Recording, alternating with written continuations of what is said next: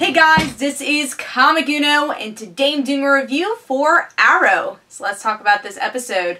So a lot happens in this episode. We get to see that it is finally revealed that, and a lot of people are speculating this anyways, that Oliver was pretending this whole time. He actually believes he's still Oliver Queen. He never was brainwashed, and he teamed up with Malcolm to try to break the League of Assassins from the inside. So the Arrow team does not know this until the middle of the episode, and Malcolm's like, please trust me, this is happening. For some reason, they just throw in Katana saying, oh, trust this random lady, and I'm glad they questioned it, but they still trust the random lady, and they go to Nana Parbat just to get drugged with the poison that killed Katana's son. And also Masio dies in this episode just to relieve him of his stress of the League of Assassins. So that was a nice little loving moment between Katana and Masio. And that's pretty much what's going on with the Arrow team. And also Oliver gets married, so we'll see what happens with that. So in next episode it's called I Am Oliver Queen, so I'm sure he's gonna try to take down the League of Assassins. Don't know if he'll do so, but he's married to Nyssa. We'll see where that goes. So other portion, the other story going on is that Thea and Roy reunite for one last time, and Thea finally has a direction in her life, and we'll obviously talk more about that. Let's talk about the good and the bad. I kind of want to talk about the bad of this episode first.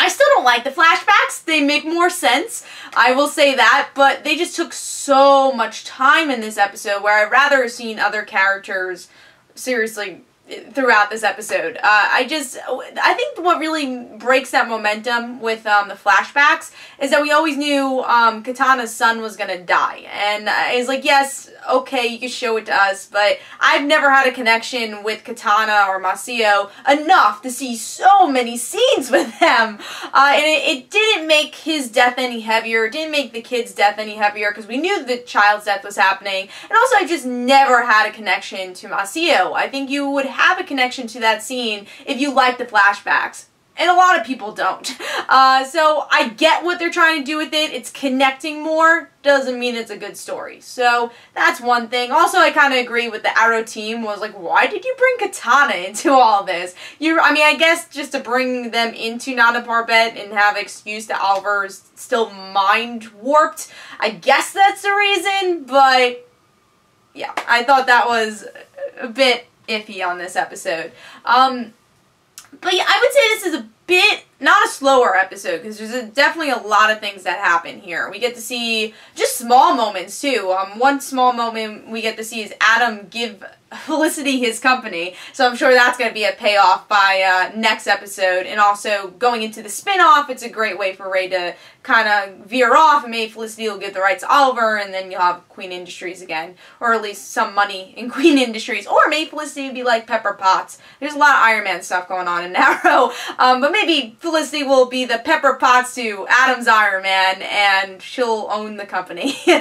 There's way too many Iron Man illusions in this show, but yeah, what I liked about this episode, first of all, opening scenes with Laurel and Dig. I love the tag team we get to see here, and also Laurel, I think, has become a better fighter, so that was pretty cool to see.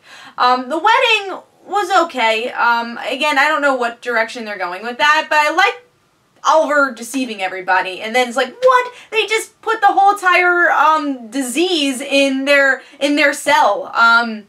I was like, that's so crazy. But I'm sure Oliver will get the cure somehow, because obviously they're alive in the next episode. But it's really interesting to see these loyalties conflict each other through this episode, and how Team Arrow is just not Team Arrow anymore. They're not for Oliver. They are just done with Oliver at this point. Especially Felicity, when she hears that Oliver's getting married to Nyssa. So those are pretty cool moments there. So yeah, I liked those moments. Also, Malcolm being awesome, because I think throughout this whole entire season he's been like dancing around the subject, is he a villain, is he an anti-hero, we'll never say hero. It just shows this is Malcolm. He really is not a nice guy. He does care for his daughter somewhat, but he kind of cares about Oliver, but just like he cares more about himself than anything, and that's so proven in this episode. That we did get a lot of that in before the mid-season finale, or like around the mid-season finale, but now we're totally getting, hey, Malcolm is the main villain. He'll be the main villain of the show, even though he'll be dancing around, hey, I'm a hero because my daughter is a hero. He's not. He's Malcolm, and there's so many great Malcolm things he does here, and that's one of them where he's just like, oh, I'm gonna die. Really, Oliver did it, and he's just such a tattletale in this episode. So yeah, I enjoyed that. Felicity also I thought was a lot better in this episode. I liked Felicity last episode too, especially the Thea moments she had. But I do think the whole Olicity thing does dampen things. I really do like Olicity, but I don't like that she keeps harping on it. I don't know. Like, I understand the situation. Obviously, she lost Oliver, so she's upset about that.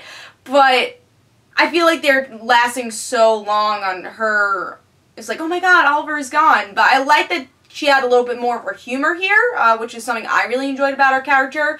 And if I want Olicity, I kind of just want them together. I don't like this whole dancing around, oh, we're not together, oh no, we don't like each other. But I guess it also plays on like the whole Arrow team not liking him at this point. So I think they did that a lot better in this episode. So previous episodes, I think they made it a bit too melodramatic, but there was some still melodramatic moments here. I just think they did Felicity a lot better here in this episode, and she had a lot of great lines, honestly.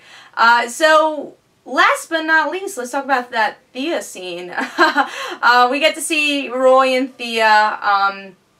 They talk again, and you know they hook up again, and that's the last time that they're, I guess, supposedly gonna go see each other, because you know, Thea's happy to be with Roy. This is kind of her comfort zone in a place where there's a lot of unknown in her life. She doesn't really know who to trust. Her brother's gone. She feels like that's her fault.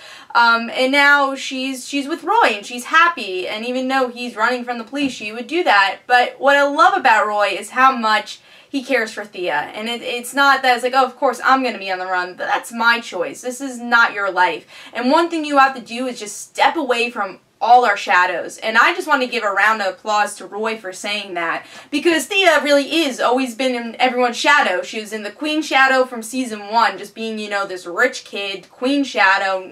I won't say no personality, but that's what people thought she didn't have. She was just this rich girl who took drugs.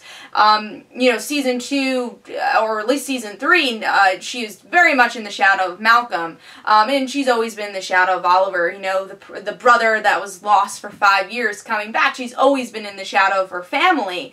And finally Roy's, and even the shadow of Roy, you know, she's always was the girlfriend to Roy. And yeah, she's starting to have her own story, but it was always connected to someone else's. I love that Roy just said, be your own person. Yes, you follow Oliver, you follow Malcolm, you could follow me, but don't. Just do what you gotta do.